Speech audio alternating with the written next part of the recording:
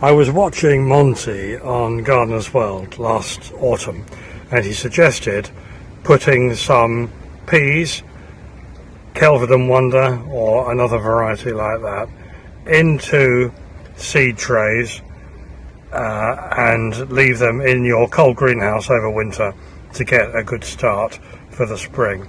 So I did that. I did 2 trays of these plug trays, and what happens?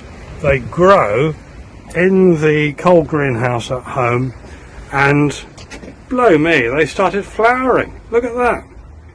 And so I thought, I've got to get them out of those seed trays, but I can't put them in the ground yet because there's a risk of frost which would kill them off. So what I've done, I've watered this interior greenhouse that I put up. Well, it's not a greenhouse, I suppose it's an outhouse really, with a lot of glass. It's got glass that I found on a skip, which is from an old shower screen, and I was going to use it to grow melons, but you don't get enough sunshine because of these trees outside which overshadow and block the sun out. But I think I'll get away with growing peas in here.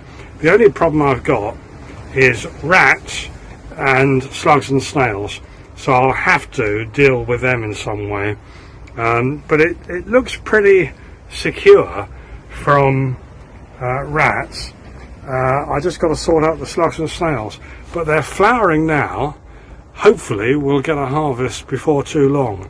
And one thing I must remember to do is to water these, because they get no rain being indoors, so I'll have to water them probably on a daily basis, particularly as they're flowering.